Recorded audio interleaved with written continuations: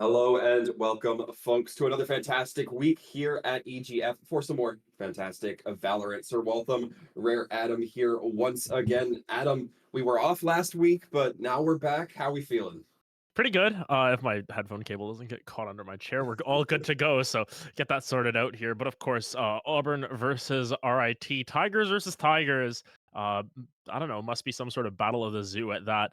Should be interesting to see how this one turns out, considering how both of these teams. We saw Auburn 2 weeks ago and how strong they looked, but RIT on the opposite side made top 8 in the East for CVAL. So a little bit of a crazy run for themselves there. Beat one of the top 30 teams for most of the semester in Scarlet Knights. So two very strong teams. I think this is probably one of the matchups that I'm most excited for throughout this entire season.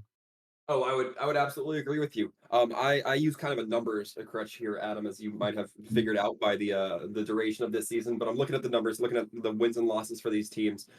So far, Auburn, as far as we've seen them in EGF, have not lost a map. Therefore, I mean, one week I think we didn't see them go up against William and Mary in that very first week where we had kind of a lot of teams trying to get things figured out. RIT, they've got 4 wins, 1 loss in their pocket. So, I mean, numerically also very close games and one that if you're looking at those numbers, at those statistics, you should be very excited for. Yeah, and we saw that Auburn weren't as untouchable as I thought. I think we both thought they were 2 weeks ago when they did drop a map at the very least. But RIT here, they're coming in on a little bit of a hotter streak. The fact that they did qualify for top 8, CVAL is a huge sort of boost to themselves there. Of course, didn't advance much further than that, but nonetheless, it's still quite an accomplishment for a school that has been relatively under the radar for most of this semester in terms of top 30 conversations. But they're able to take down a top 30 team. They should be coming into this one feeling quite prepared for it. And in terms of their logos as well, RIT looks more like a tiger than Auburn's tiger look. I don't really know what's going on with Auburn's tiger. It's a little too abstract for me. The tiger there has a little bit of like a mustache going on. I don't know what's going on with that. No, I agree. RIT's logo looks like the old, like vintage 80s, 90s. Like it's very clearly like an animal, whereas Auburn going a little bit more modern with it, a little bit more blocky, maybe geometric. I don't know if that's the right word, but not as strictly animalistic. But I mean, I'm sure Auburn going to be looking to put up an animalistic performance today against their opponents in RIT. And we can't just talk about the teams forever. We do eventually have to get on to the matches and the maps are coming up as well. And I have here in my notes and on screen now, as it turns out, Ascent Oh, and Haven going to be coming into effect and as necessary Breeze for our third. honestly, like I'm so tired of seeing Ascent and Haven. I want them to get rotated out. So I'm hoping that Riot's paying attention, and in the new year we see Ascent and Haven get bowed out. They bring Icebox back, considering it's winter. I don't care if it only sticks around for one split or whatever. Icebox, I miss Icebox dearly. Yep. And honestly, Ascent and Haven, they need some updates, I dare say, to make them a little fresh. But to say the least, I mean, both these teams should know how to play both of these maps very effectively. Something that I've talked about a lot recently is if Haven is your best map, you're not going to be a very good team in the long run because everyone can play Haven. If you have a subpar performance, they can just get outmatched on Haven on any given day because if it's your strongest map, it's probably in the top 3 of someone else's picks, and that could be Mhm. your opponent there. So, nonetheless, Haven, it's Haven again. We sort of get to see very standard first 2 maps here, and we can see if they do trade back and forth how even they'd be going into Breeze. But then again, Breeze is a map that can favor one team significantly more than the other. Yeah, and correct me if you want all as much as you want here, Adam. But I don't think we've seen much Breeze. You and I, that is. I think we've seen it maybe once or Twice, twice maybe. this Yeah. season. But I mean, I feel like we've seen more Sunset than Breeze. Yes, I would agree with that. Breeze is one of these maps that a lot of times it's banned out by teams and that they don't want to play it. So both of these teams getting it through all of the bans and sort of leaving it up and saying, "Hey, we're fine playing Breeze versus some of the other options that were left up and available," tells me that both of them are probably confident on this as well. But nonetheless, into Aiden Select we go. Nothing innovative here. I see a deadlock hover. I don't think that's getting locked in. Yeah, it's going to be some pretty standard comps. It's Ascent. We've seen the same 5 agents here for the longest time. Yeah, and it looks like, as you said, that formula not really going to get changed up here. It's the KO, it's the Killjoy, it's the Jet, it's the Sova, it's the Omen as well. So the double initiators coming through. I mean, you just kind of come to expect it after a certain point. Yep, no surprises at that. I'm interested to see how RIT do on the attack here. From what I can tell, this is probably RIT's map pick, considering they're not starting on defense, and Auburn were like, "Hey, let's do it." Of note here, it is just the standard comp. Last time around with Auburn, they were playing with a sub, and they played Phoenix on this map instead, which is a little strange. But nonetheless, they've gotten back to their standard comps, looking to try and keep their undefeated record going here. Can't even see. Good luck, have fun to both of them. Tigers versus Tigers. This should be interesting in our final week of EGF. Absolutely, and immediately as we get looking into it, one thing I'm excited to see, at least coming out from RIT, we're seeing a lot of firepower, not investing so much in those abilities. So it's going to come down to just being able to connect your shots, hitting the headshots especially. Since there's not much armor on either side, I mean, those headshots are going to be extra lethal. Normally, you can survive a ghost headshot, but in this case, with no armor, not going to be the case.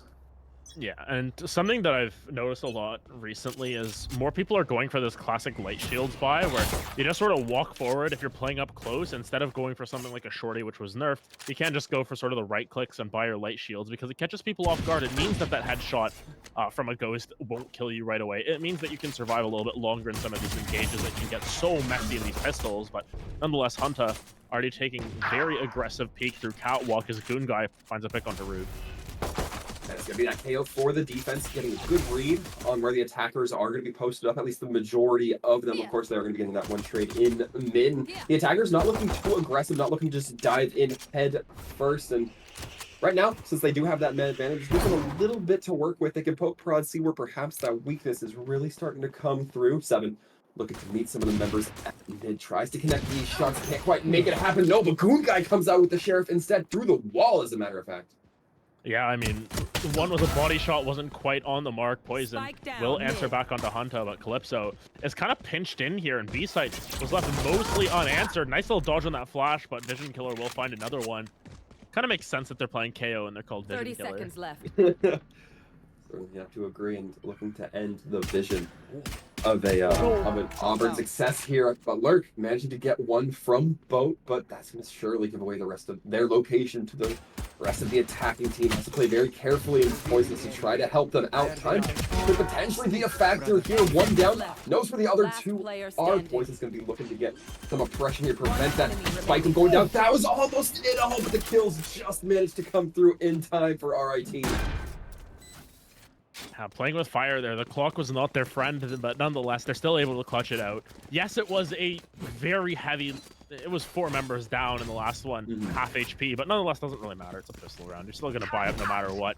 At the very least, for Poison, going to be able to afford light shields this round, and sometimes that will mean, especially for Lurk, this does afford you the option to go for an Odin in round 3, plus your shields, plus some of your util, as opposed to what normally happens, where it's shields plus a rifle, and you're forced to wait for that Odin till later on. But nonetheless, Vision Killer once again gonna try and find these early peaks. 3 members stacked up in tree, though. They've got this little triangle going on.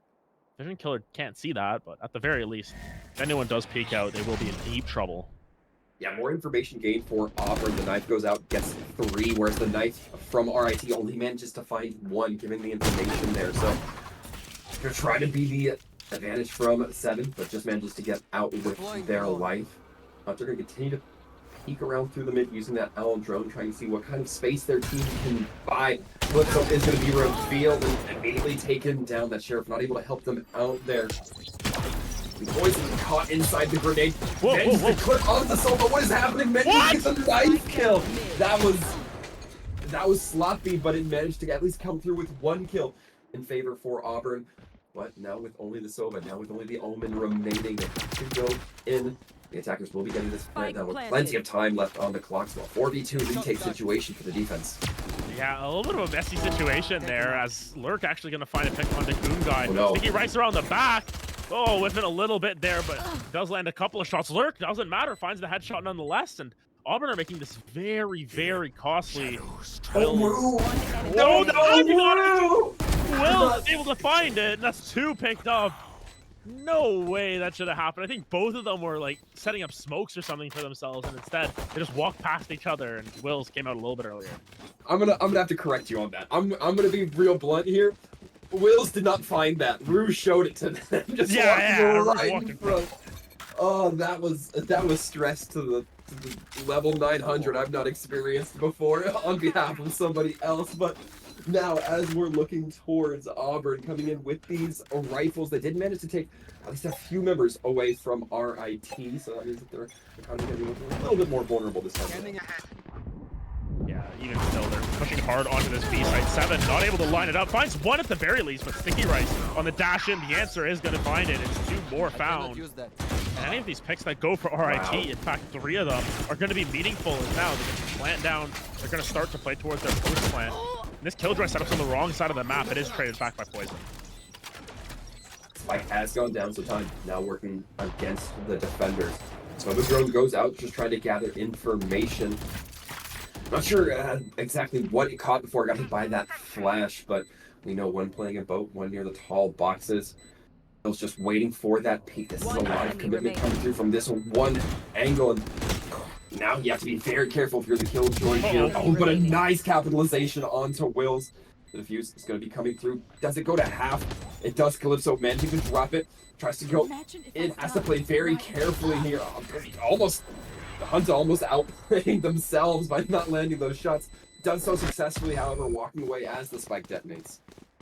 Honestly, good bonus in that sense. You just sort of carry over one of those rifles. In fact, you upgrade, I believe, to the rifle there from what Hunter had going into that round. And now full buys coming through. A couple of Guardians for Auburn, or a couple of mixed buys. Saw a Guardian en route for a little bit, but they are opting away from it.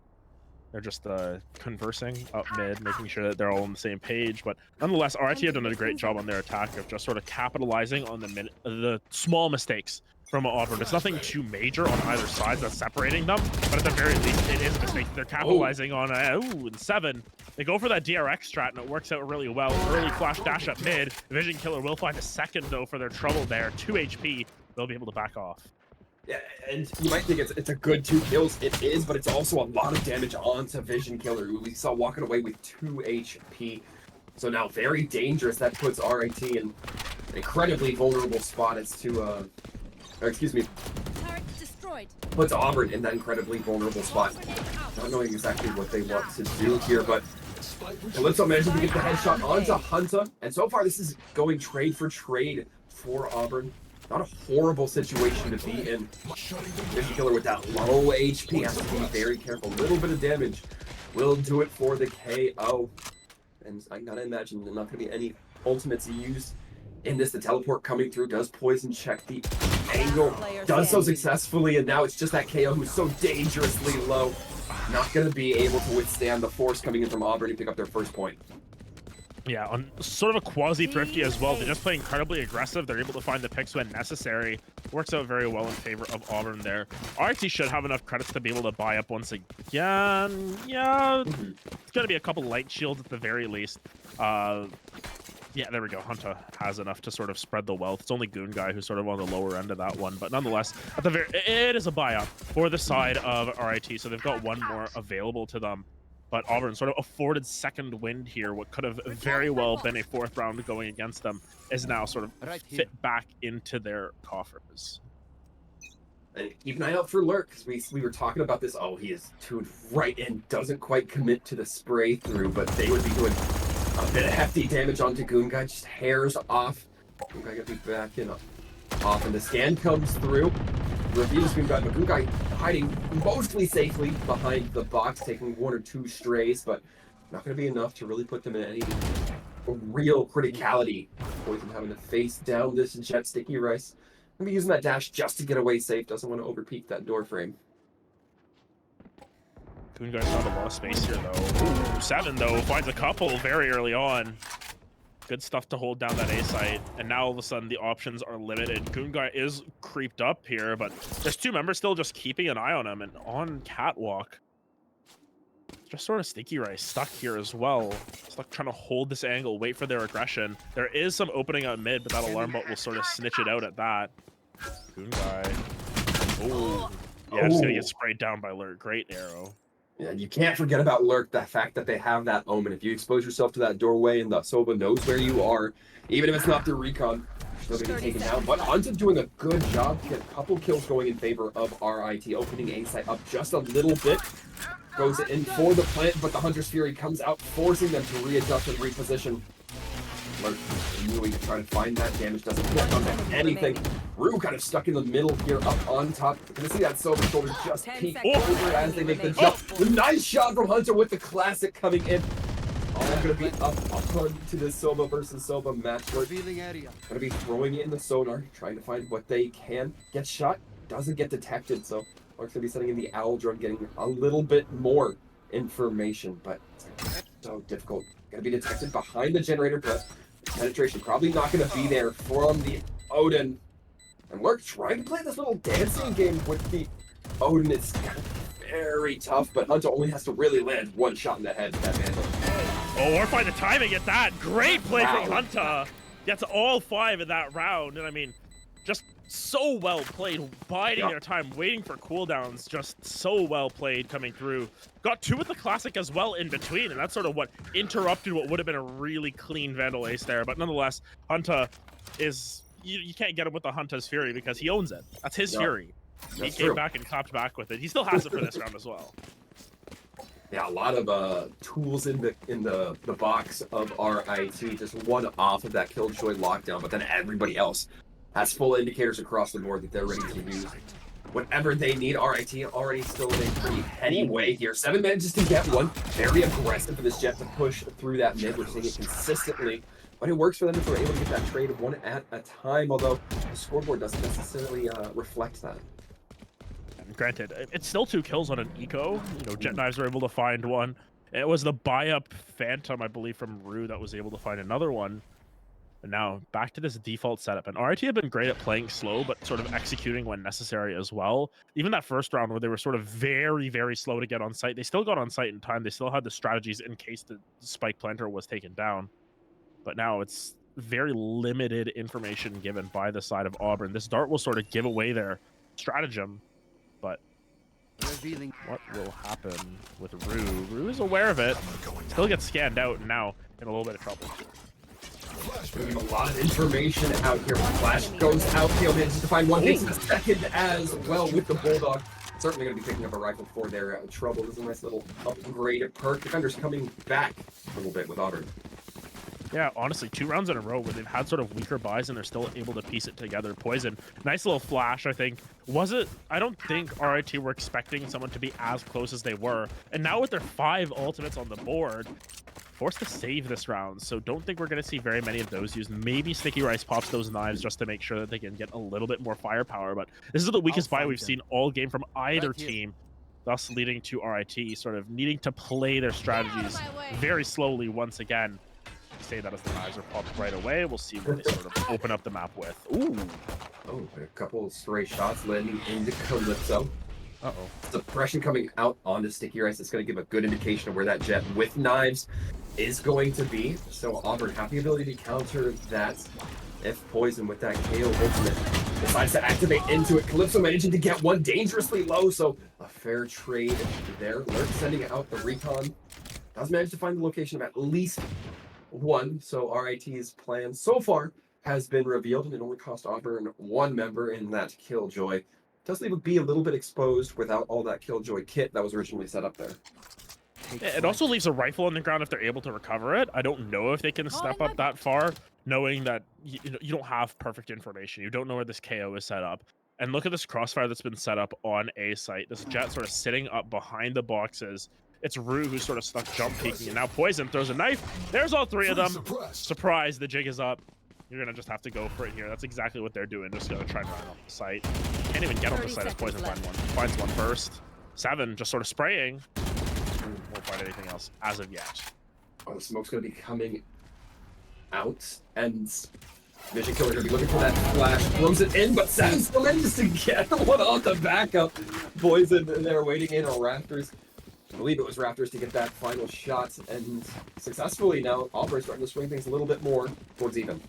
Yeah, I mean, that was just good crosshair placement from 7, just having that at hand level already. You just sort of start spraying and praying at that point. You hope you hit someone, exactly what happens. And now the buy back up from the side of RIT. Look at the credits that are on the side of Auburn, though. They've got 7K on Rue, 6.6K there. They've got a lot of credits. They've got at least a couple more buys in the inventory. So those thrifty rounds that they sort of turned their way ended up being very meaningful. Vision Killer, though, going to rip the null command. And now immediately onto site, RIT. Going to execute, find a kill onto Lurk very early. That's the wallbang Odin down. That was a blitz maneuver. As RAT now looking to just get on site. Still haven't gone in for the plant. As I say it, though, Will's going to be making sure that that spike does hit ground. Calypso playing from market, but a couple of members, I should say, from Auburn, not in pristine health. They're losing members one by one. It's so hard for the defense to push in onto this site. The flash tries to come out. Poison only managing to get one, and it's going to have to be all on Rue. Probably not going to be able to get that KO back up and online.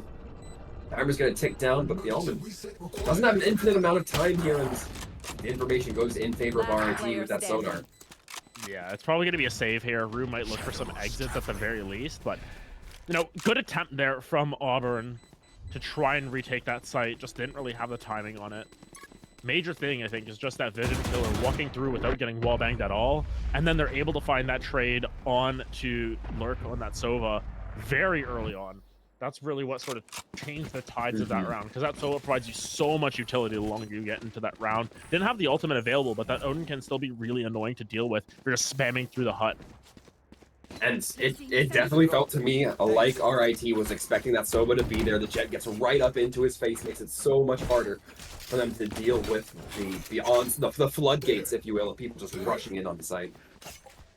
I mean, Lurk has enough credits to just buy another Odin, so nothing lost at that point. 7 with the operator. We'll see if it can find its mark, but already looking at tiles, it should know it's there. Not able to land that shot.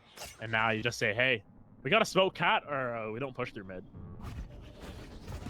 Severely limiting your options if you do not. You're absolutely correct on that, Adam.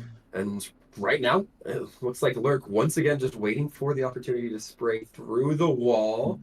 So nervous whenever you see the reticle hovering over somebody perfectly on the other side. Of course, Lurk doesn't have the exact same info that they are there.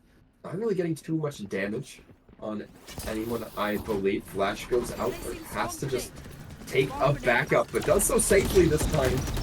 Will only be a matter of time, however. Being info is going to leave them very exposed, trying to fire through the smoke, but keep eyes on the left as Vision Killer manages to take them out. Sticky Rice, however, taken down as well. A blade on the side of the not going to be able to get in onto the side as fast as they could with the dashes and with the cloud bursts. Trained in with that operator towards a boat. Calypso trying to play from market, but Hunter finally tuned into their position as well. Oh, well, yeah. Rue going to be eliminating that option. Yeah, I don't think they expected the second lurker there. Rue doing a great job of sort of answering that, but now Killjoy ults on either side. Someone has to push it at some point. I don't think that's going to come from the side of RIT, so all comes down to whether Auburn are able to find it. Rue going to use this Omen ultimate to dodge out on it. There's one member detained. Oh, the Vision Killer wasn't detained. Was able to dodge away from it. And now sort of playing time. Rue doesn't really have a whole lot of options. Will's able to get out of the detain and find another round in their favor. Excellent stuff coming through from the side of RIT once again to ensure that they secure the round with using just one of their ultimates there.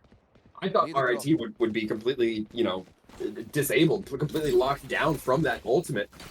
I'm amazed they managed to pull that together, especially since I saw the teleport dodge coming in, but not going to quite be the case. It's like Wills might have had that exact same idea as Rue, so it would have perhaps been the Omen via Omen. Regardless, however, 3-6 favor RIT. We're going to have another crack at going in on this attack. Hunter trying to check mid, see if there's any operator hanging around in there, although certainly not the case. And instead just going to sort of walk up slowly. Catwalk has been left somewhat vacant for the first time in a couple rounds here. Granted, 4 members on this A site, going to be a difficult push at that. Goon Guy is still lurked on that opposite side. Are they ready for this? Poison is definitely ready. Just depends on the angle that they take. And now information given over. Sticky Rice gets caught on the crossfire there. Poison and Rue sort of set up something a little bit cheeky. Nonetheless, Vision Killer will get 2 in return. And now surely you just turn towards this B site and say, hey, this is the option. But Hunter says, nah, I want to go. This is our site. This is what we want. Player standing. Managing to catch Lurk with the final strand of that Hunter's Fury. 7, not quite able to land the shot, but that Omen is going to be right there. probably be revealing their location to 7. Will's going to be covering up that tree area just in case that door does get broken. 7 going to be giving away their location. It's all up to them on Hev. Manages to get shot through the floor paneling. That's a tough one for the defense. The attacker's going to be certainly happy with it now. 7 up. Yeah, good stuff from RIT, honestly. Just playing protocols once again. You take your contact play, and Sticky Rice, despite them going down on that entry, has Vision Killer to back them up, able to find a couple more in return. And I was a little bit curious as to why they opted for that A site, but as soon as you take out that mid lurk there, you've just got yourself a numbers advantage. It's a 3v1. You can do whatever you so desire, and I guess just the proximity to A, they want to sort of put the pressure on. They want to keep that information that they knew that 7 was still in tree and use that to their advantage. And now, finally, Auburn's economy a little bit more broken. They've got that loss bonus at the very least, so it's not the worst of buys, but it's still not going to be excellent for themselves. Poison still has a Phantom, nonetheless. Ooh, that is very far pushed up here. Down towards that attacker's spawn. Paranoia going to be trying to come out. 7 immediately taken down by Wills. Blinds come in. Sticky Rice manages to connect the shot onto Calypso. So now both sides looking a little bit more vulnerable, but Goon Guy going down a little bit left in Auburn's pocket here. The KO putting some pressure onto Lurk. Going to cause the slowdown to come through here. Nobody quick to push onto site. That name to be ensuring the opposing KO is not going to be as comfortable nestling onto site. Sova not going to be able to deliver anything in their time. However, Poison trying to pop flash, doesn't quite connect. Vision Killer able to take them down and from the back end as well. Wills once again catching Rue out on the rotations. Yeah, RT look great. Honestly, they just keep playing towards those protocols that I was talking about. It's going to be an okay buy coming through from the side of Auburn for this final round. So, that loss bonus stacking up means that you can at least buy light shields and a rifle, or, some sort of rifle adjacent with the Bulldog. It's still technically a rifle. It's just, it's not the best. 7 has a Judge. Yeah, okay. That's another option if you so desire. Yeah, you're going to think better of it. Now, it really comes down to how this execution goes, because going into the half 9-3, we can talk about the curse all we want, but it's not going to be the best case scenario. Nice little walk forward, though, with 7.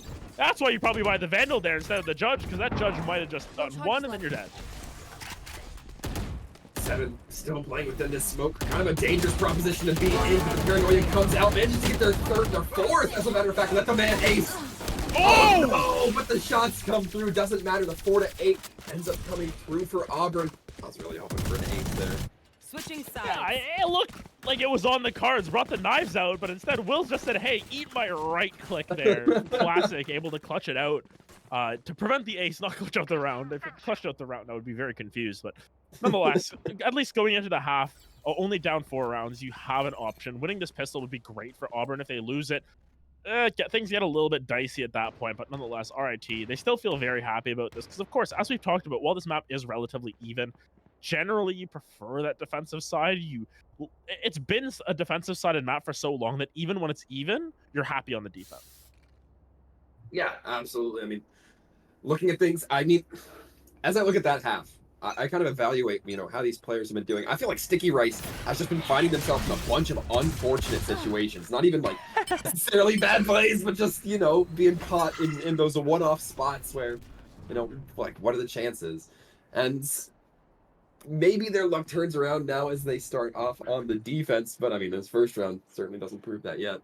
Yeah, I think the major thing that sort of bails Sticky Rice out is the fact that they are playing entry and they're doing exactly what they need to do. They were the ones taking first contact. They were the ones getting their teammates to trade afterwards. Like, it was a good duelist performance there. It's not all about getting a whole bunch of kills. It's about, getting entry to site. They did that very well. It's more so that, of course, for to have slightly better stats at that. And now everyone's sort of swarming in onto this A site. There's a crossfire set up. Vision Killer has no idea for the time being. Now is aware that that's a potential.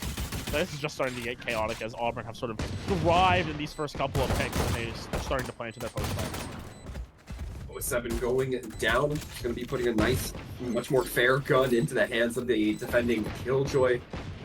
Can get some good defense opportunity here, but it's all going to remain about how they tend to approach this site. Lurk will be sending out that shock arrow. Doesn't manage to get any kills off the Ghost. Wills Man, you can land a Last player headshot. standing. Poison not able to connect anything, and Wow. could not even play 4-time. RIT with an excellent retake going in there.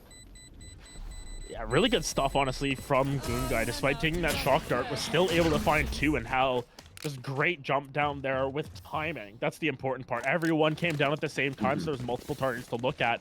And Rue was just sort of stuck out in main, smoking themselves off a little bit, giving them a little bit of a lack of information. And I understand why you do that. You want to make sure that if it goes down to a 1v1, you can just play time and you can play in that smoke and have some options to do so. But now RIT with 9 on the board forces out a little bit of a force round from Auburn. They're going to try and find this round any way that they can. Whole bunch of SMGs. They're sprinting onto site. As the gates are going to be dropping. Auburn looking rather cohesive, and that cohesion immediately going to be picked up on by RIT. The knife goes out. Huge amount of information revealed. 7 meet and come face to face with Sticky Rice, and as he said, those, or as I said, those unfortunate moments just come to fruition. He's going to be taken down, and RIT they need to lose 2, make it a 3rd now. Auburn are in a huge opportunity to try to regain some ground here on this score line. Goonguy going to be navigating through tree Hunter. Immediately getting swung on by the flash coming through it. That's a flawless round coming in from Auburn. Yeah, the force up works there, and honestly, just great play. Sticky Rice, that's just unfortunate. Honestly, I can't even fault Sticky Rice for that. When you go face to face with the other Jet, you're just like, oh my goodness, am I looking in the mirror? And you just start spraying, and whoever lands the spray first, like, if Sticky Rice wins that 1v1, maybe RIT are able to just win the round off of that. But instead, Seven's able to get access all the way into tree, finds Vision Killer there, continues to push forward, continues to press, and that makes it so much more difficult for RIT to hold sight. It's sort of the dominoes fall in rounds like that. And now RIT are going to say, you know what, nah, yeah, you can have this round, I don't care, whatever. Going to be the scan out once again, trying to get some information, and 7 going to be dashing in immediately, trying to slam shut that market door. Hudson trying to come in with the sheriff, not able to connect onto anything, but Sticky Rice does get one before meeting their untimely fall from 7's Bulldog. Will's going to be playing facing that opposite entry as soon as those smokes collapse. Gonna leave them in a little bit of a tough spot to try to make this pass here. Vision Killer, however, does have their back. No knife yet. 10 seconds waiting. Fragment and 2 flashes still online, however. So a lot of opportunity for that KO to get some big value, or at least a couple kills. 1 enemy remaining. Oh, I was gonna say they might just sit in the smoke and try and play exits there, but now they know there's one member in there, they're just gonna keep spraying through. Yeah, the option was to play for exits there. Either that or you die to the spike. Hey, it's a win-win there, even though you lose the round, but instead they both die. Unlucky. Now going to be full buys up the opposite way. 7 still has a Bulldog. That's just been passed around from everyone for the last, the first 3 rounds of this one. So still a Spectre on Rue. Not everyone's going to be forced all the way up, but still, this should be a round where RIT are going in there with a little bit more confidence. If Auburn are to take this one, though, that momentum starts to swap all the way over, and we could be looking at a tied scoreline in a couple rounds. Yeah, huge opportunity for Auburn to really start getting ahead on this and making things look very dominant, or at least the potential to be very dominant in their favor. 7 slowly walking up. Cap is going to come face to face with Sticky Rice and Vision Killer, and this is a duo we've seen be so lethal before. Sticky Rice not quite having that trigger this one, but it doesn't matter. They managed to get the 2 kills off the Vandal. Getting that first kill onto the Jet a little bit earlier than my tastes would allow, but the kills are going to be kills either way. Will's finding Rue. Their opposition going to be taken down next, and it's only the Killjoy and the Sova still remaining. And they're kind of stuck in a difficult position here. Do they continue to try to push into A? That Killjoy probably going to be set up on B. Vision Killer eventually gets taken down, so 1 point in favor of Auburn, but it's still going to be very difficult with half the team's location given away. But a nice kill onto the Jet. Checks the corner, but not quite able to connect the shots onto Hunter. And now half the round already ticked away. You do have the option to go over towards B, but look at where Killjoy is playing from RIT. Goonguy has just sort of crept all the way up. Doesn't matter. Wills is just going to be able to find it from a nice little angle and hell that they've been sitting at for 30 seconds. So great stuff coming through from RIT to just continue to piece rounds together there. It wasn't the cleanest of rounds, but hey, you don't need the cleanest of rounds. It was a great early picks from Sticky Rice that got them into that position, and it worked out in context.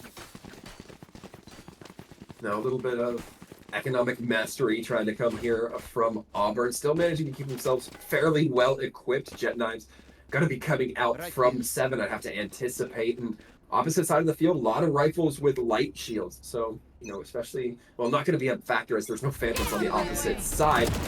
But those Jets coming through, 7 not able to find anything with the knives, instead just immediately shut down by Sticky Rice.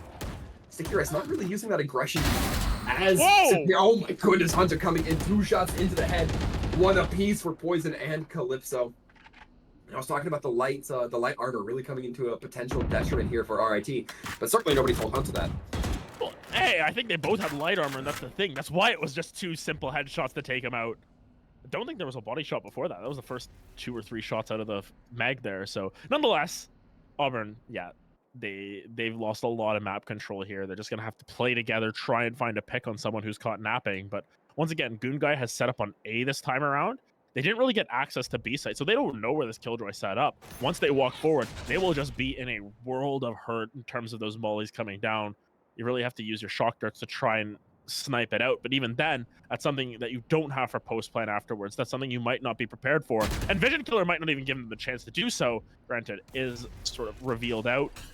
Now everyone's just going to be backing off. Goon Guy still left unchecked. Love the use of this utility to try and just slowly force Vision Killer back and back. Vision Killer misses the 1 shot, immediately falls back into tree, misses the, or gets pressured out by the nade, immediately falls back even further. Lurk, however, gets spotted out by Wills here. Manages to drop down just in time. That location is going to be revealed. 10 seconds left. Goon Guy going to potentially be firing through the box, but reveals themselves to Rue. Rue takes them down, but is traded out by Wills. Not long for Lurk, given that they had such a minuscule health pool. Should be given the defuse here. In fact, will be taking a look at he was begging for it. Yeah, and it's fine. It's fine. Give it to me. Hey, yeah. So RIT now not allowing Auburn to get that momentum and not allowing it to start swinging their way, despite the flip up sides. Yeah.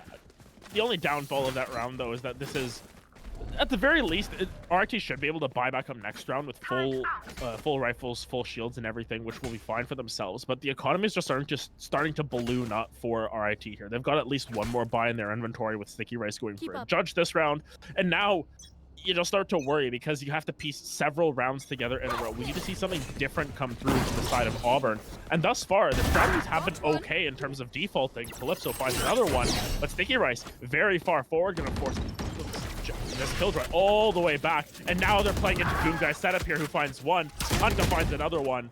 Looking for even more. Instead of trying to pepper as Hunter comes out through that, manages to get a nice shock dart kill, however. It's going to be Auburn who do manage to get that spike onto site.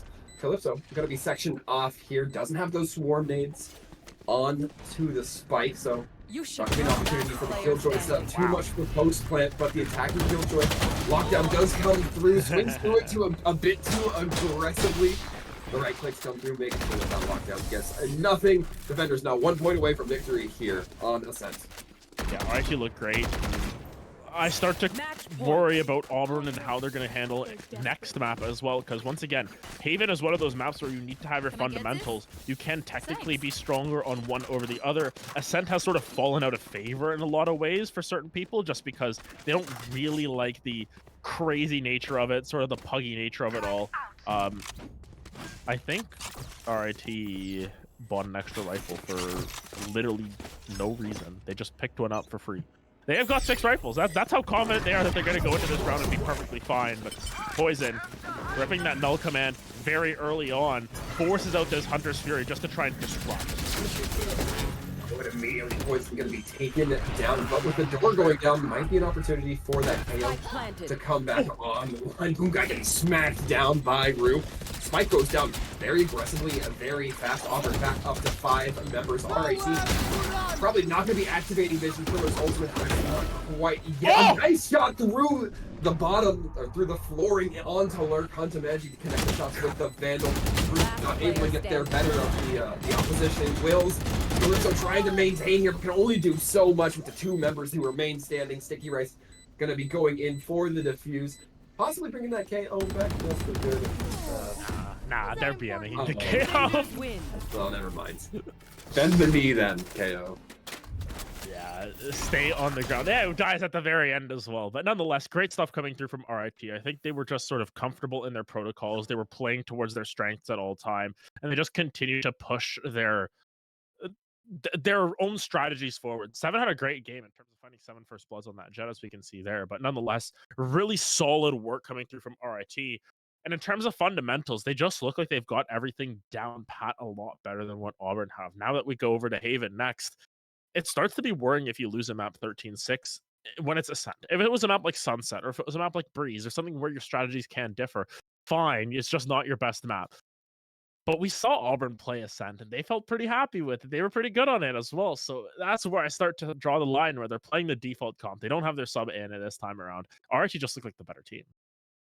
They certainly did, and I want to kind of like highlight. I feel like Sticky Rice and Vision Killer were playing really well together. It felt like their coordination really seemed.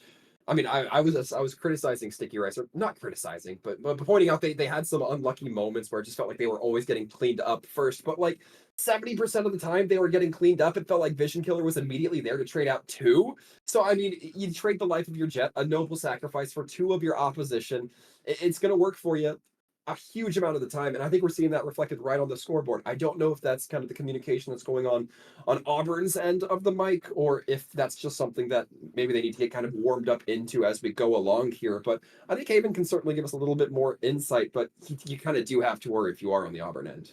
Yeah, and I think the major thing was that it was usually Seven who was the one to find Sticky Rice, and then Vision Killer just able to find that plus the extra one afterwards. It was always trades on trades. They were always trading up for themselves. And while there were a couple of thrifty rounds where RT just looked lost, it's like they didn't know how to play against the Sheriffs, but they knew how to play against the Vandals.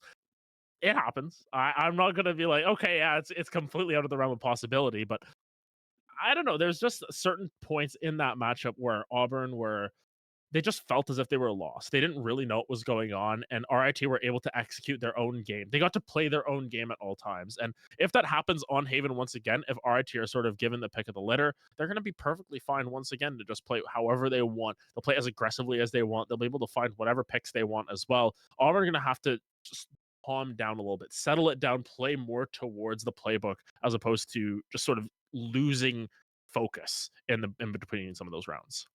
Well, the good news is they will have a brief moment to refocus themselves, recompose. Folks, we're going to be taking a quick break as we get things ready for our next map at Haven. So make sure you stick around. Auburn versus RIT on the other end of this break.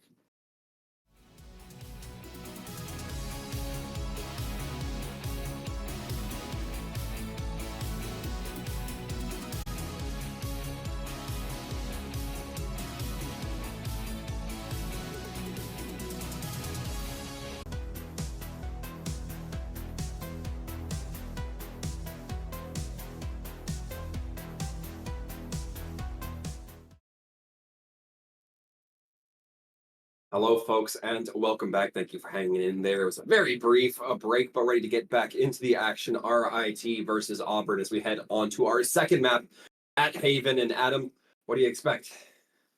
Oh, it's Haven? Oh, did I actually have to wake up for this one? Oh, man.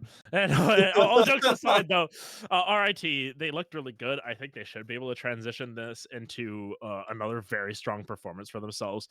I don't really have any faults with how they played that Ascent to, apart from some of those thrifty rounds where things just sort of fell apart. The rounds that they were supposed to win, they won. They got thrifty on, or they got forced on once at that point. They lost the round subsequent, but then the other two rounds were just those thrifties that sort of fell through their fingertips there. If they're able to play to that strength once again on Haven, they will be taking down the undefeated Tigers and becoming, I guess, tied for first place Tigers. We just got Tigers at the top everywhere. So I don't know. Get your orange and black on for both these teams. They're going to be looking to try and tie themselves up around the top here because RIT looked fantastic. Yeah, I would certainly agree. I want to ask you about Haven real quick, and you can go into this as much as you want. Do you think we talked about Vision Killer and Sticky Rice playing really well together? Do you think that works? Do you think that's as applicable here on a 3-point map like Haven, where maybe you have to spread your team a little bit more thin if you're on that defending side? I think it depends on the comps that they're playing. If Vision Killer is playing something like a Sova on this map, as sort of that initiator player, I think it will be a little bit different. But once again, if Sticky Rice is, if they're playing specifically the Viper Omen comp, if Vision Killer is on something like the Viper and you can play around your Jet or something like that, there is options that way as well. If Vision Killer is playing the Breach that we see sometimes come through, there's really nice setups on A long where you just have that Breach sort of holding a flash, you stick it out there and you hope for the best at that point. Goon Guy instead will be playing the Breach. Vision Killer will be playing the Omen. This is an interesting adaptation from Auburn. Basically, on the defender side here for RIT, they've gone with the original Haven comp. On the opposite side here with Auburn, they've gone for the 2.0 Haven comp, where you go for that Viper Omen, and instead of a Killjoy, they go for this Cypher that is so strong now with those buff trips. So interesting to see a little bit of difference here, and we'll see if the comps actually give them advantages one way or the other.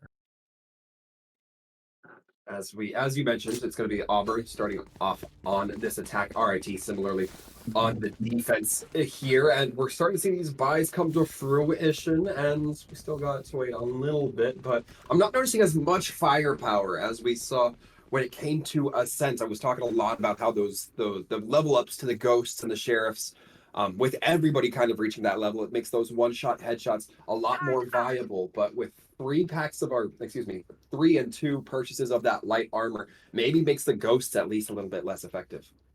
Yeah, and especially because you've got this breach going full util, just to sort of set up for the rest of the team, you can tell exactly what their game plan is going to be.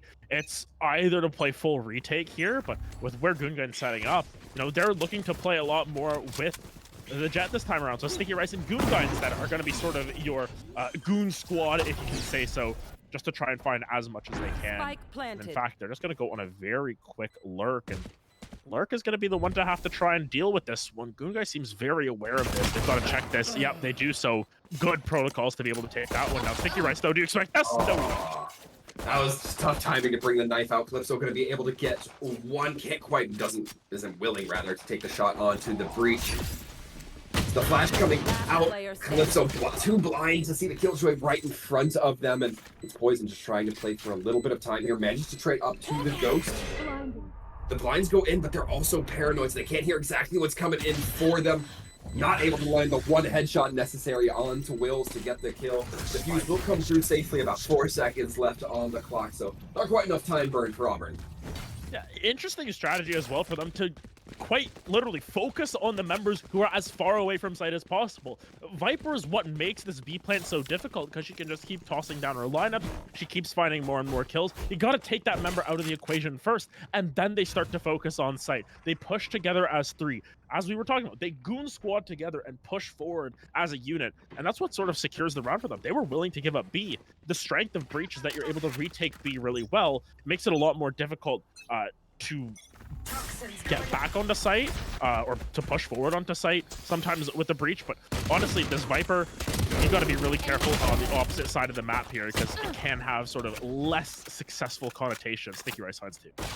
And a nice opportunity for Sticky Rice to be the one who does some trading on their teammates' death. It's still going to come very close to equalizing these teams. Auburn's still a little bit more vulnerable with just the Omen and the Cypher. And they're going to be as great for entering that site, especially when you're looking at a Killjoy who's set up all on B with some kit that could face towards C, and the remainder just kind of slowly moving towards that A. That Sova is going to be up towards the Heaven angle. Vision Killer holding around the attacker's spawn, so it does have the opportunity to get a nice little stranglehold in here. With this mid route being covered by the Killjoy, there's nowhere for the attackers rather to route away from A without getting caught out by one. Yeah, and just caught a glimpse of the shoulder, so they know this is coming through. Wills is here on site, got spotted out. Just sort of the back of the shoulder blade there, if anything, but not going to be able to dodge away from that paranoia. Hunter able to find another one, but Rue with 16 HP and a dream will at the very least get the spike down. What this affords, though, is Vision Killer is coming around the back. You're not expecting the enemy Omen to be there. 2 shots going to clear that one up, and Vision Killer clutches it out. And a long play coming in from Vision Killer. I was talking about them, slowly, very slowly taking their time to get to spawn, but it worked out well. Caused Auburn to not necessarily know what the RIT team had necessarily in their pocket. And now we're looking at something where it's going to be quite a bit more force on the field. Maybe not necessarily in the side of RIT. They're looking a little bit strapped for cash, but certainly Auburn going to be throwing in some Vandals and Phantom with some armor as well. Yeah, they're going to be feeling good about themselves with this round. Once again, the thrifty buy here from Rochester can be a little bit challenging to deal with. We saw it happen twice against them, at least last time around. Goonguy's just going to go very aggressive here, has a frenzy. Actually in this corner, look at this util being burned down. Did they not see Sticky Rice the entire time? What? I gotta feel like they did. The Sticky Rest threw the smoke right in their face, threw that cloud burst right in their face. There's no way you can't recognize that. They probably just felt like it was a safer bet to get away, get the escape, and walk away with your lives. At least if I'm giving them the benefit of the doubt, that's the case. RIT now knowing that there's going to be a lot of force probably hot on their heels. They're going to be trying to get onto A site, but it's going to be difficult with 7. Immediately taking a Sheriff, slug right to the dome. Once again, the Silva Hunter trying to come in onto the high ground. Lurk managing to catch Sticky Rice, but Will's quick with the cleanup, and is then going to be picking up the Vandal. Going to be equalizing the firepower for these teams just a little bit. Recon Bolt gets some information, but is it going to be enough? Auburn content to hold this side as long as they can before that spike goes off at Hunter. We see a lot of Sheriff skill coming through in this matchup. Calypso barely managing and firing through the smoke as well. The orb grew. Not quite lucky enough to do it. Calypso, Vision Killer, both have to try to get these early shots, but it's going to be Calypso getting 4K in their favor, walking away before the spike even goes off. Yeah, it was 1 HP as well there, 21 HP, which is enough for just the classic shot. I guess it wasn't calm to Vision Killer that they were just at 1. Potentially could have cleaned that round up just with a nice little right click, but nonetheless, it'll buff. They'll survive at the very least. Poison now forced to go onto a lesser rifle as the full buy comes back the opposite way. Rochester are making these that round at least, when they didn't have very many guns, very, very competitive at the very least. And as we were talking about there, their fundamentals just seem to be better. I have no clue how Sticky Rice wasn't taken down very early on there. I would hope that would be just a free kill picked up as Clip. So able to actually find 1, but Wills finds 2 on the opposite side. It's a 4v2 already as they try and march towards the C site. Rue gets the lineup at the very least, and now evens it all up, but Rue has very little HP to work with. I was going to have some very strong words about the push through Garage without what seemed like too much setup, without too much ability to mitigate the defenders just staring right at those doors and cleaning up whoever walks through, but they managed to trade back rather immediately. So smoke gonna be collapsing. Wills managed to get swept by Rue and the Cypher Hunter. Now as the last member standing, it's gonna be long. The Omen tries to hold here, but Lurk almost seeming to be forgotten about as Hunter takes the shot from the Vandal. Attackers gonna be equalizing this a little bit, but they keep dropping, you know, more rifles than you'd be comfortable with given their econ. And granted there for Wills, sort of had the world as their oyster there and just sort of panicked a little bit, I want to say. Didn't really know which way to look and got caught in sort of decision paralysis. They could have very well just held that angle, waited for Hunter to come through. They could have cleared out all the garage and pushed together, but instead, Wills was forced to sort of play a little bit too aggressively, got punished for their hubris there, and now in a little bit of a save round. Sheriffs and Jet Knives, that's all you get to work with. Very aggressive play already. They should know that this push is coming through. Poison specifically gonna back off, but stun comes down as well. Ends up catching Sticky Rice, and now all the util is gonna get burned out from Sticky Rice, who to evacuate. Hunter at least finds 1 in return on the push to A. Yeah, Auburn are gonna be advantaged in this early round as they get 2 kills in favor of RITs for 1. Teleport comes out. Sticky Rice trying to sink the knives into Rue, does so successfully. Now Lurk holding on that short procedure, going to be coming out from their sky. Goon Guy going to be trying to cut down those Seekers, make sure that their location isn't too revealed, or at least they don't get stunned out because of it. It's a little late to prevent your location from being revealed, but Sticky Rice avoiding the flash with a nice opportunity. Oh, wow. The stun comes out onto the sky. Capitalization can't quite do there. At least it shouldn't have been from Goon Guy. Managed to get 1, but not able to get Poison, who was the one they initially stunned. Yeah, and all these rounds from RIT are so close. It's 1 member left up each and every time from Auburn when they're converting on these victories. It hasn't affected their economy too much quite yet, but at the very least, it's keeping it in check. It's preventing them from piecing together 2, 3, 4 buys together at that. Now Sticky Rice, after a fantastic round with the knives there, gets what? 2? Yes, got 2 for themselves. Goongar got that last one as well. They go for the operator and they say, hey, listen, I'll go glass cannon. I'll play with Vision Killer once again. This is the combo we were talking about in the break. If they can make this combo work together, they'll be in great shape moving forward. It looks like Vision Killer are going to actually be getting very aggressive on that C long, so perhaps if they anticipate... Yeah, it's going to be the Jet having to back up, keep eyes trained instead towards Garage. I believe that was the off shot we just heard, and It's going to be enough to cause the back up here. But Goonguy kind of left stranded. Boys managing to get 2. That is going to open up some vulnerabilities as far as Garage goes. Vision Killer able to get 1, however, so no smokes. Vision Killer dangerously low. Alarm bot gets triggered. Wills kind of stunned out, brutally blind there as the Viper's Pit goes up. Wills actually not catching any of that blind, but does manage to catch the back of Seven's head with the Vandal. And immediately be leaving the smoke, waiting for the retake with the rest of their team. Calypso here trying to play with the rest of their team, particularly that Sky. That Cypher going to be holding Courtyard, that window into Courtyard to try to make sure nobody takes that that more open angle and entry into sight. I mean, lockdown is a possibility here as well. Actually, Poison straight out by Sticky Rice. Calypso going to find another one, and now all of a sudden in the 1v2, just decayed all the way out. Sticky Rice not able to find a way out safely. Auburn are able to convert on that round. Good use of their ultimates, I want to say, specifically that Viper ult, and biasing it towards the A side as well. You knew that's exactly where Wills was going to be, so you push it more towards the Killjoy so the lockdown can't really come through. Auburn doing a great job of sort of recovering after a little bit of a just lack of protocols, I want to say, coming through on that first map. Now they've sort of gotten themselves back on track. They sort of centered themselves back into what is more of what we've expected out of Auburn throughout this entire season. Absolutely, and it goes back to what you were saying a few rounds ago as well. Now they're starting to build up a little bit of stockpile cash. Oh my god, Poison had to feel so confident taking that turn, but couldn't quite get it. It's going to be 2 members going down for RIT, perhaps a bit too aggressive on that C. Long Paranoia goes out, doesn't catch Goonguy, who's ready with this flash.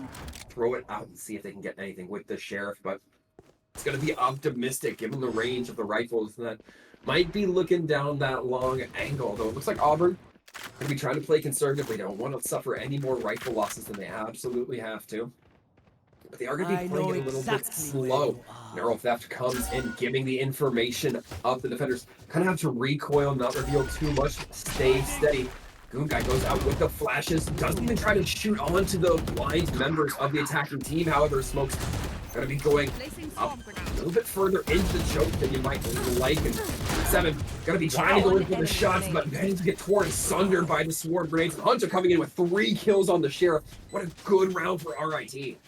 Yeah, and Auburn, who were thriftying last time around, get thriftied themselves this time. Thrifty. And I think, once again, those protocols that we were talking about, just a little bit too rushed from Auburn there. They knew they were against weaker buys. And yes, it was a huge aggressive play coming through from Vision Killer and Sticky Rice to push forward. They get 1 for their troubles. But on the opposite side, now they force the side of Auburn to sort of play quicker. They force them to sort of panic a little bit there. And you saw after the Neural Theft was thrown, they had time to potentially rotate over towards the A side. They had other options for themselves. And instead, it's just a great play from Wills and Hunter to be able to find all 4 remaining members. Sticky Rice, of course, with his operator now, will move it over towards the A site. Anyone pushing up short will be in deep trouble here. I already spawned someone out with that recon bolt. 7 needs to be so careful of this angle. Oh no! Sticky Rice misses the shot from the up, immediately using both Cloud Bursts just to get out and away to safety. But the walls are coming in. But right now, the attacker's not looking too antsy to try to get located onto any site, especially A, knowing that that 1 punch up is really so potent. And perhaps more important, it's looking right down the angle of A. It's going to be the swarm grenades coming out, Wills, ensuring that the Seekers don't go in, and considering using the lockdown to try to buy themselves as much time as possible. Might be waiting instead for the spike to go down, then forcing everybody away. Hunter, but using that Hunter's Fury as well. Defender lockdown going in. It's going to clear out at least the immediate area onto site. Out towards Courtyard, but 7 keeping eyes trained towards that scene. Blink to get any sort of connection with Sticky Rice. Have to try to make some sort of play happen here with the op. Doesn't manage to find it quite yet. Oh, there it is. Yeah, Rue actually in this corner, though, going to be able to find 2 for themselves. Poison still making it work, and yes, post-plant. This is why you need to save your breach util for a rainy day on some of these retakes. That Rolling Thunder, I believe it was available that round, just wasn't used at all. Might have been 1 point off of it, but nonetheless, sort of, once again, protocols break down this time for RIT, and they aren't able to convert on this round in favor of themselves, and now forced back onto a save. starting to look a little bit dicey here for the side of RIT. Is all of a sudden Auburn seemed to have woken up, and this is the Auburn that we were expecting. They've just been hitting their shots as well, which is really important in rounds like these. Certainly is. Just hitting your shots. Always probably the best piece of advice you can give anybody in a game of Valorant. Mission Killer going to be revealed to be fairly close to that long angle, immediately backing up through Garage, reconvening with their Killjoy, and that's going to be giving Auburn a lot of space here on that C site alert. With the camera, going to be gathering information there. Can't quite connect onto the Omen. At least not immediately. Has to reset their shots a couple of times. Yeah. There's only so long left in this world. It's a shame they were only able to get 1 and 4 members at C long. That is a risky gambit. Should the smokes go up, it's going to make it very hard to perhaps connect the shots. But yeah, more than enough bullets to throw in the direction of any diffuser that manages to try to come through. I think that information, though, that they just got from the flash going through long might be enough to sort of tell them that several members are actually long. Actually, they're still clearing out every single angle just to be sort of sure of that. Goonguy's going to be the first one to peek here, but even then, trying to stick this spike is just so challenging. There's lineups for days. That's the power of the Killjoy, plus the Viper, plus this guy, plus the Omen. Everyone's just going to keep throwing all their stuff long range. Can't do much about it. Goonguy just ends up collecting a bigger paycheck for the death. Stay keen. They don't have to be good to be dangerous. Well played by the attacking Auburn. They're going to be holding on to the rifles, and now they're starting to build up that little nest egg that will start to surely come into play should they start to lose grip on any more rounds for this half. They're going to be able to afford those rifles a little bit more comfortably in RIT. Going to be investing in that up once again on Sticky Rice, and I feel like we've been seeing Sticky Rice get 1 or 2 kills with the op each round, so you have to be very cautious, especially because they keep pivoting where they place it. Yeah, this operator, it hasn't found as much impact as I think you would have liked to see. This timing is insane, though. Wow. Oh my goodness! They just sort of walked right past the angle held by Sticky Rice. Granted, this also works very well in Sticky Rice's favor. There you go. Exactly as the doctor ordered, early pick onto Poison. And now this push is sort of quashed through Garage. Oh my goodness, word salad. But it's very difficult, right? Because as soon as they get up towards those garage doors, I'm sure Sticky Rice can hear that Trailblazer come out. And that tells you that guy's going to be a little bit exposed from the back end, and gives you a lot of time to really set that scope up and aim right down where you think they're going to be coming out of. And the attackers not looking to have gained much ground here, except for that Cypher going through that A short. Hunter, however, ready to meet them as soon as they turn that corner, and this could be looking very ugly here. Hunter, I believe, revealing their location a bit early as the recon dart There they are. sends it out, gets a scan onto 2, so instead of just the Cypher, now the Jet rather, going to have her location revealed. Oh my goodness. Oh, the shots start to come through. Hunter managing to take down Rue. Lurk trying to juggle their attention into too many spots, not able to find anything. Calypso able to dodge the flash and get instantly headshot onto Wills through the paranoia of a Goonguy. Gonna have to be stuck in this Viper's pit, or at least trying to fight on the outsides of it. Does so successfully. RIT making a 4-6 round so far, or 4-6 half so far. Yeah, that was so chaotic at the end there. Specifically, you just see Calypso full blind just finds the headshot just because it shows up right in front of their face. A little bit unlucky, I believe that was for Wills there, but nonetheless, Vision Killer and Goonguy just sort of left to pick up the pieces, just barely able to do so. That spray down could have been quite challenging if any of them had been damaged beforehand. If any of those had been headshots, that would have been trouble for the side of RIT. But nonetheless, they get around on the board. That's what matters. Still, though, Auburn have more than enough to buy out the half here. They should be perfectly happy with any situation that goes their way now. And Sticky Rice taking a very forward position. Might come to meet Rue. Waits for the shoulder check. Rue immediately taken out. Sticky Rice going to be content with that. Backs their way out to C long. And the attackers, they don't look like they're necessarily shying away from this, knowing that the Omen just died from this angle. It's very risky, but they're going to manage to catch Sticky Rice while they're staring at Garage. So an opening here, but 7, I'm not necessarily sure if they're clued into that attention. Manages to get a second into Calypso. Dash comes up, but does not get activated. 7 takes them down. Now with 3 members remaining for Auburn, that site's opened up a little bit. Enough for the plants to come through. Will it manage to hit? No, it doesn't hit right before the Goonguy's ultimate comes in. Hunter able to knock 7 through the boxes. holds and remains standing, but not for long as Goon Guy goes in, gets their second with the Phantom. Yeah, there's the retake with that breach ultimate. That's the Last difference round between in these the two half. comps. Retakes are so much easier with a breach ultimate versus a Viper ultimate per se.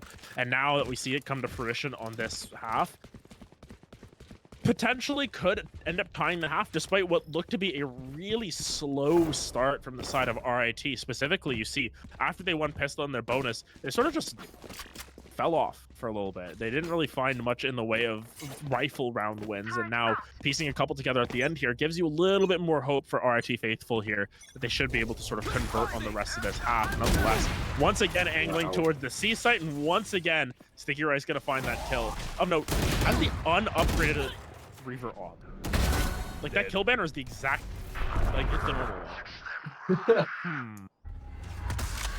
See Vision Killer going into the teleport, perhaps trying to just reposition themselves, but Brew stuck in a very uncomfortable position, trying to exfiltrate that spike, get themselves away as Lurk holding down in this mid push from Courtyard.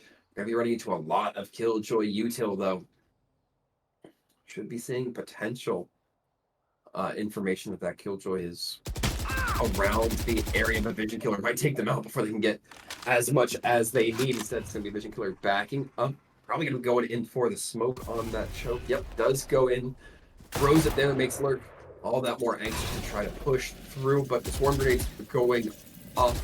And immediately the Cypher pulling back, but Brew very uncomfortable spot once again. I know exactly These two are just not quite linked up. Neural Theft coming in. Enemies are going to be revealed. 30 seconds left. Brew able to get the information there. The final information on the Blue Guy as well. Might be able to capitalize here. Now it's an equalized fight. The Omen on both sides. Killjoy versus the Cypher. So the Sentinels could find a big effect here. Granted, low health on Lurk. 30 HP, I believe. 36 HP. Gonna have to play incredibly careful. You can see they're waiting to play together off of this. There isn't really any lineups this time around. It's Cypher Omen, you know, you just have that smoke, you just have the one-way potentially. Vision Killer can set up for their own sort of lineups at that. There's one right there, and now just gonna blind through. This is very likely when they tap a spike. Vision Killer just gonna walk forward. Wills not too worried. The reload's actually very poor timing. They don't know about this. Yeah, Brew's gonna be able to find it. Vision Killer cleans it up though. Just enough time here left for Vision Killer to be able to clean up that round, and it's 6-6 going into the half. RIT maintain their composure despite several lost rounds in a row, and now they go on to the attacking half, where they should be feeling pretty happy about the way things are right now. So if you're Auburn and you're looking at how that round started or how that half started, what's kind of the mindset here? Was that, you know, still a fair defensive round, or are you kind of kicking yourselves a little bit that you managed to like fumble it a little bit more towards the back end of that half? I think it's sort of half and half. I don't think you can really kick yourself at that point. You still go 6-6 at the half, which is better than map 1. I think that's really the mindset that they're going into. It's definitely still winnable for either side here. Just about playing, once again, towards your protocols. And this stack towards A from Auburn is very risky, but RIT might be playing right into it. You can see several members biased over towards that A side as well. They're just going for it. They're flashing in. They're looking for kills with 7 immediately.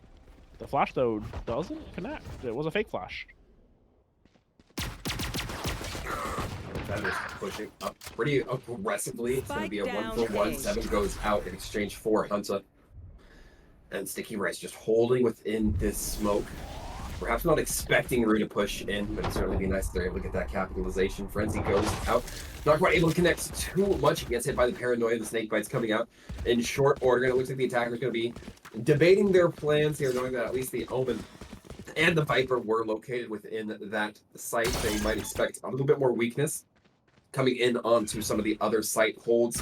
Of course, the trips are going to be activated on that Omen, so it's going to be revealed that the Cypher should be playing right around that C site, if maybe Garage, which we can see that Lurk is. Yeah, nonetheless, it's still going to be spike planted. They've got them on a timer.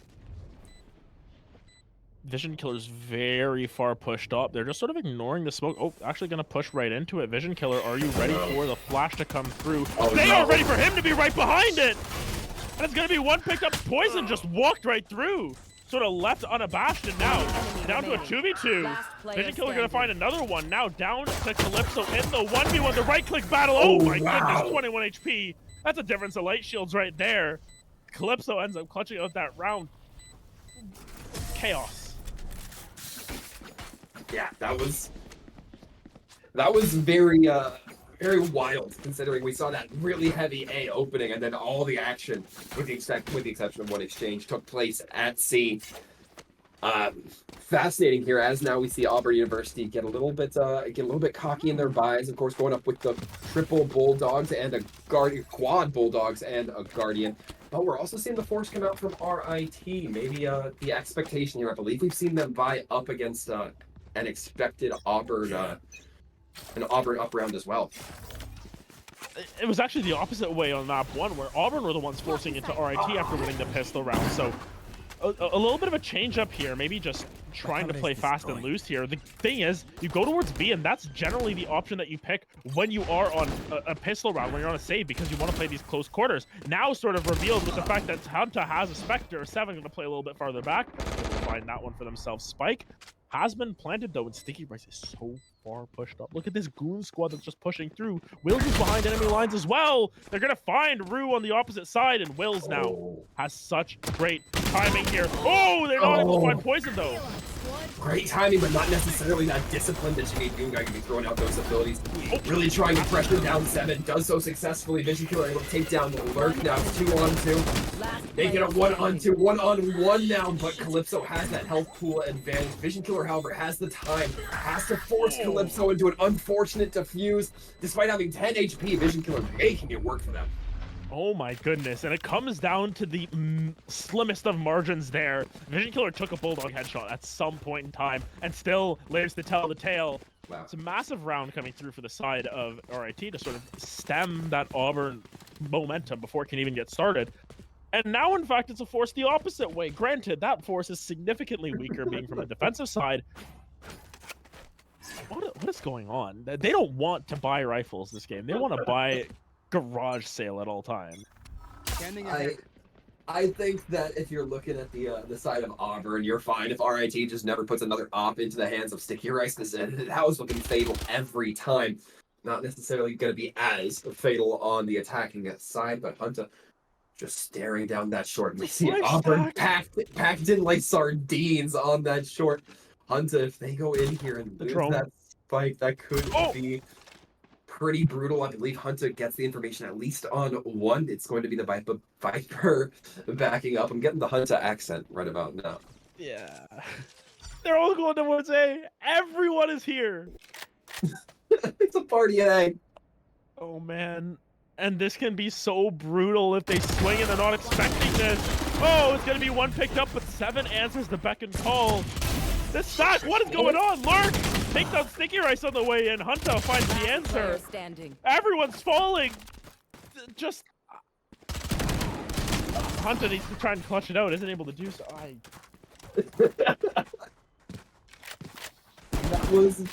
That was an entertaining round of Valorant, if we can say nothing else, and still not enough for too many, Vandals or Phantoms to really come up onto the board. Poison's going to be equipping the first of this half, I think, 4th round in, and we're finally seeing the first 2 Vandals be purchased here, but RIT not going to have that advantage of firepower this time around.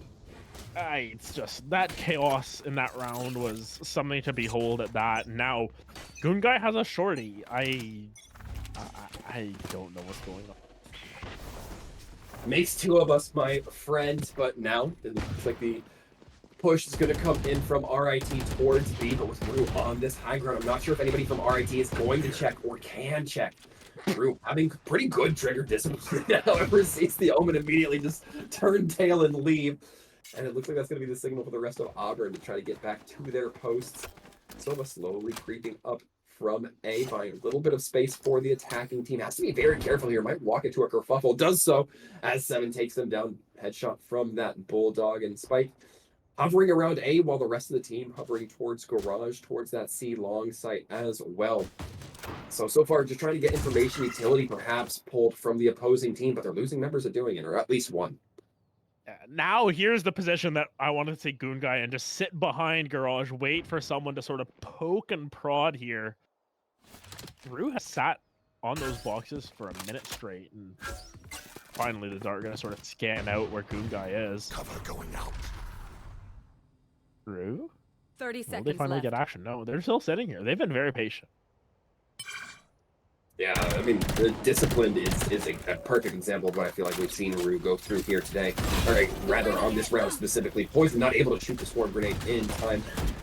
Oh, and a nice exchange coming in from Calypso, able to get two. Poison almost getting flashed and taken down by the shorty. Not going to matter, though. RIT just don't have the firepower in them. Auburn only losing one to the mixed match purchasing power of RIT.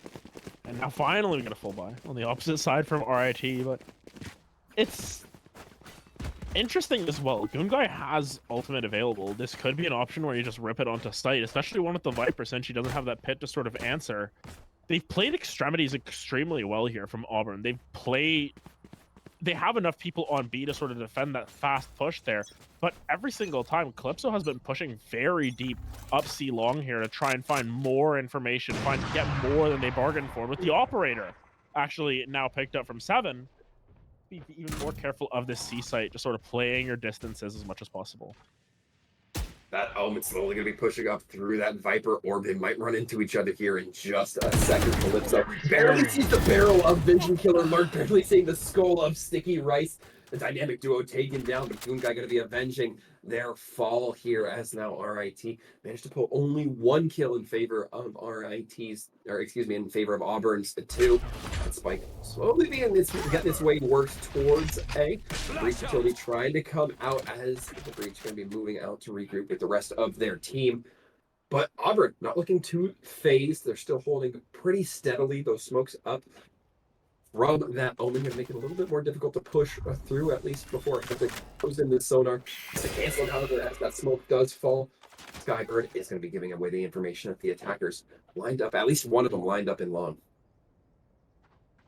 Slowly but surely inching forward. 30 seconds left. Off your feet they go. Rolling Thunder is going to be pushing forward onto site. It's a pick from Goonguy early on to Rue here. Now site control going over in favor of RIT. They're looking for as much as possible here. Gonna just try and hide out in hell, and now setting up a little bit of a crossfire. And everything that they can. This breach util is so difficult to get through here. Yes, you've got Scott flashes for days, but Sky gonna go down very early as well. Wills down. Lockdown is invested actually in Halid Hunter. He's going to be able to shut that one down.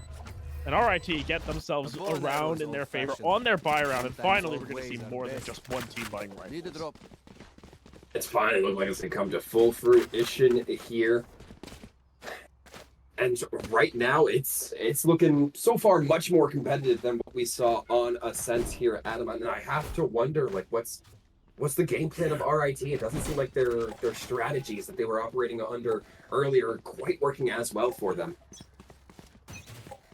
Yeah, we'll see what they do. If they can piece together another round for themselves, they'll be in good shape. But of note, that operator was the big thing that they were sort of relying on and wasn't able to find too much value out of it. Immediately, though, they push it into Garage. That's Lurk's domain here. You can't do that. Calypso able to answer in time, but now sort of answering back the opposite way is Vision Killer, and quickly onto the C site. The operator was posted up elsewhere. They've got this for free, and it's a 3-stack that has to come back and recover from Auburn.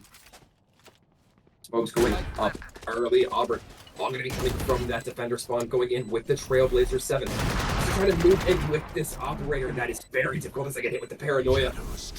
Roof looking to throw in some more smoke. Vision Killer, I believe, going in with the teleport. Does so from long, so perhaps taking a cue out of Auburn's book that we saw a few times before those swarm grenades going out, making it all that much more difficult to go in for the defuse. Hunter's Fury comes out with the nice little scam, catches a couple of blinks onto their team, and I believe Will takes a shot or two from that Hunter's Fury, but it's not going to matter. The attackers do manage to hold on here. 9-9, a nice equal looking round so far. Yeah, and now it forces Auburn back onto a save round. They haven't had very many of this game thus far. Apart from, losing that pistol, they've been able to buy out basically every other round that they've so desired. now you start to get into a really sort of finicky situation where Here. they haven't played from behind much this map, and now RIT have a chance to get to double digits first. They have a chance to continue to balloon their lead forward. Something I want to keep my eye on, though, 3 ultimates available, Neural Theft, Knives, and the Viper's Pit as well. Knives immediately popped. We'll see what the strategies are, because Viper's set up on C. She doesn't want to pop that pit without prior knowledge, and with 7 pushed all the way up, 7's going to find the spike. Yeah, 7, 6. Season does kind of a little double take. But Force managing to get the one shot. That's got to be Will's revealed. 7 trying to capitalize with these knives, managing to get a second. Not quite sink into the breach like they would have liked. And it's going to be a little bit of space over to the spike. Rue going to take it down. Vision Killer just a little bit more of that long range proficiency. Calypso just a hair off, and Vision Killer able to get there. 3rd kill of this round. It's going to be all up to the Cypher. Nobody to get the neural thefts from if they did opt into using it for this 19th round. It's going to be a push onto C site, knowing that the Cypher probably not there. Alert tries to connect, can't quite land the headshot with the Sheriff. It's going to be the 4th kill for Vision Killer, and the attackers are going to be the first ones to get into the double digits. RIT.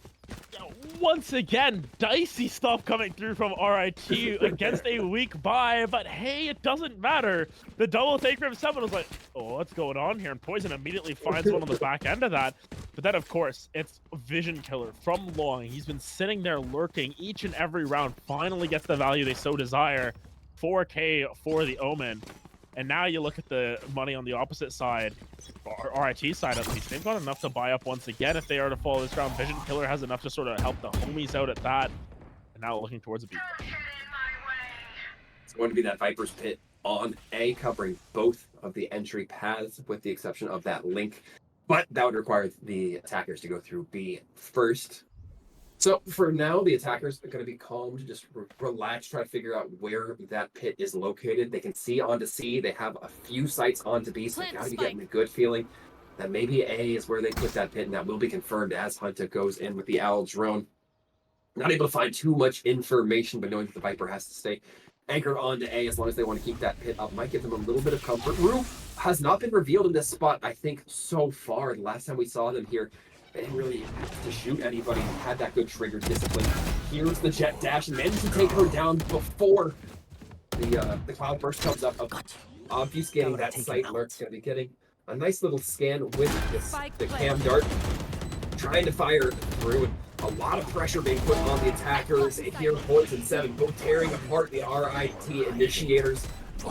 Vision Killer gets a nice paranoia there, triggering blinding quite a few, but is hit by that snake fight. Wills to try to trade out, but can only do so on to 7. Lurk immediately following up, and Auburn should be getting a nice little diffuse here, giving it over to the Cypher, maybe the Sky. Yeah, it's going to be Poison getting that closer to the Seekers by 1 step. Yeah, kind of crazy, I want to say, with how everything's been working out. RIT are... They look so good in one round and then they fall apart the next. The Sova dart was perfectly placed from Hunter to be able to spot out where Rue was sitting, but it was just lack of patience coming through from Sticky Rice. Dashes in far too early. That dart scans once, and all of a sudden that dash in on top of the box, you find your 1 and you're in the smoke. You're able to stay safe and you get a 1 for free there.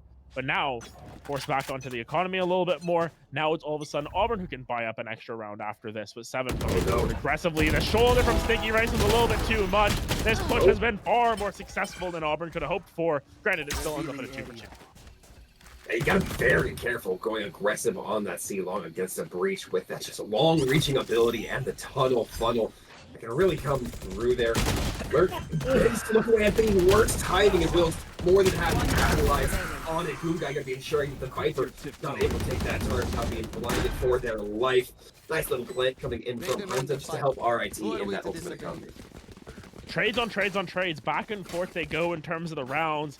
But at the end of the day, Auburn still have credits to buy back up, as do RIT now. I mean, it just doesn't matter. Economy is fake.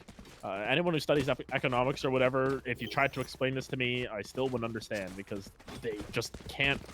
It doesn't make sense anymore. They're just buying whatever they want. Granted, Rue has a judge and no shields. Rue is good for one this round if they don't get spotted out, if they sit in the right rat angles. Seven is put forward once again, but this time Vision Killer was just way more patient. Finds both. Hey, why don't you? And it felt a little bit overconfident for Seven to swing that. It felt just a little bit too late after their teammate had dropped, but that could come down to communication, that could come down to timing, that could come down to the smallest things, so I can't give them too much heat on that. The attackers now kind of spoiled for choice with the two members from Auburn being pulled there, and they might come up with two more as the controllers start wrapping around towards Spawn Rue. They're just going to be holding here, doesn't have the judge, so can't really take the lead. Guy going to be throwing in that stuff. Not able to find too much to hear us getting torn just a little bit pecked at, if you will, by those swarm grenades. And once again, Rue, the Cypher coming through as well. Lurk both have to try to make something happen, but no, it looks like instead they're just going to hold back and try to be a little bit more conservative with their, perhaps, lives. Yeah, unfortunately, it's Wills who ends up costing Sticky Rice 1,000 credits because they got to buy back up those shields once again. But hey, just to make sure that you've got everything safe and sound, Vision Killer is going to try and chase for these guns as well because they know full well that Auburn doesn't have the cleanest of economies right now. They want to try and get these Vandals out of here, but don't think they're going to find the two in time. And even then, giving over your rifle for that may not be worth it in the grand scheme of things.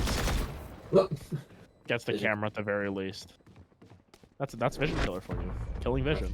That's literally the man's name, or literally the player's name. But going in on this, now we're looking at RIT being on the precipice and not just winning Haven here, but that will put them in the second point for this matchup, meaning that they'll be winning the set as well.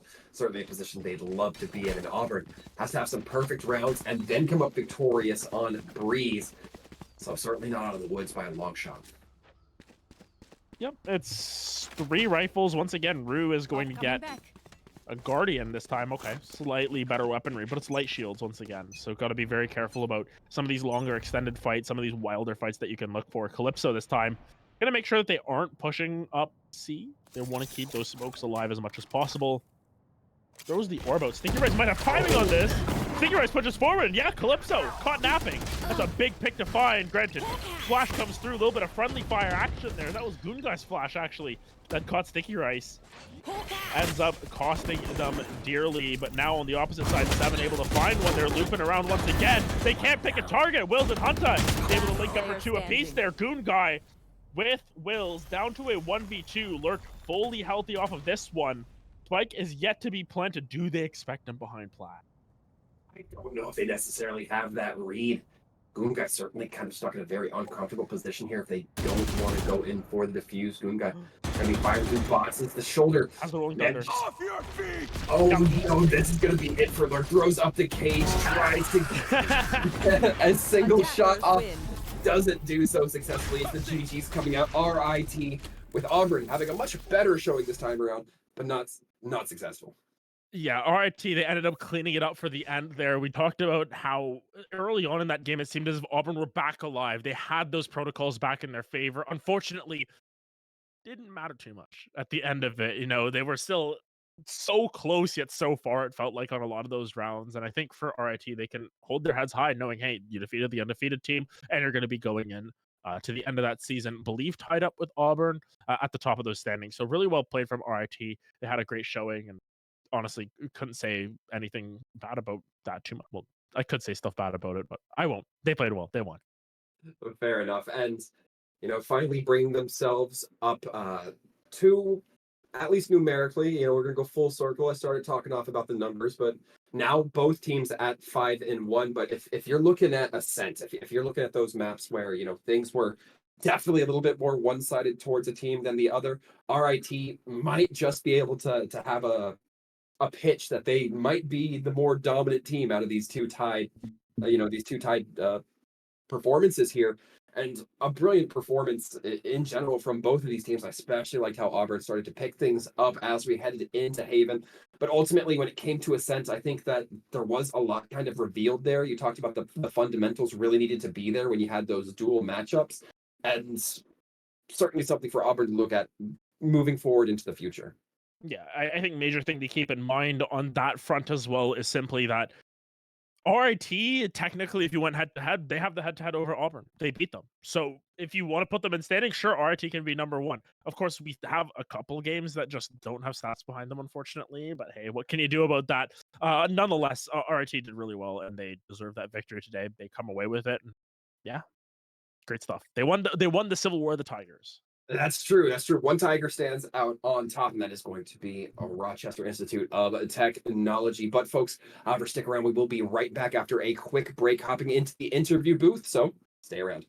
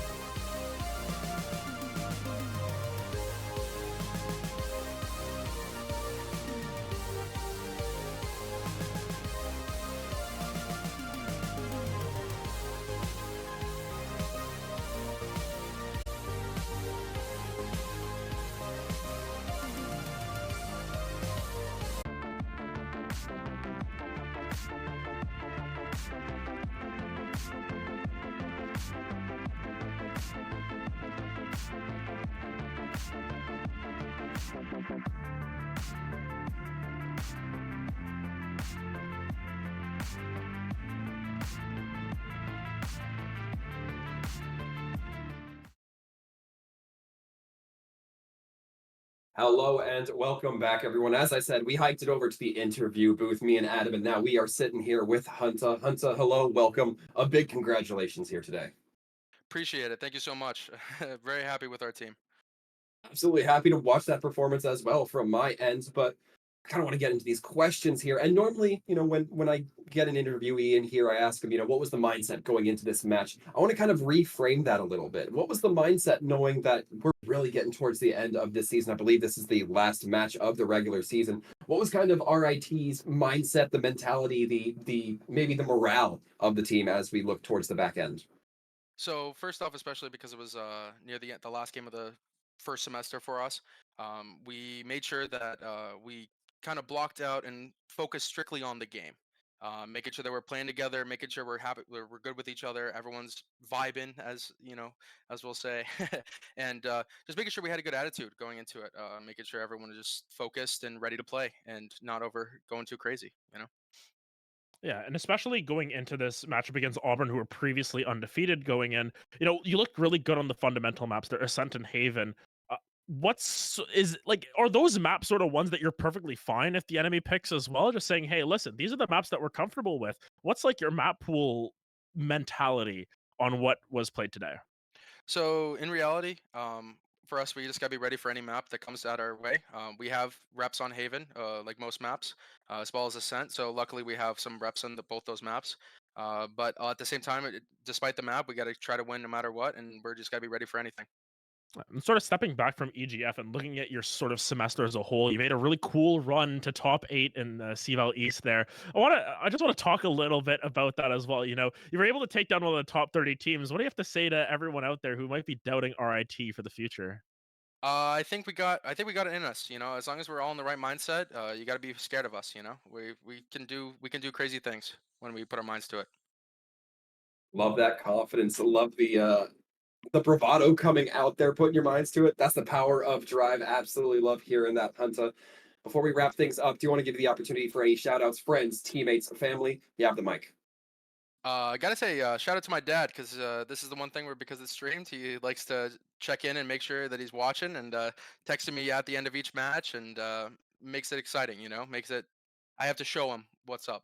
Gotta. Speaking of that, the ace on Ascent, like I gotta show up.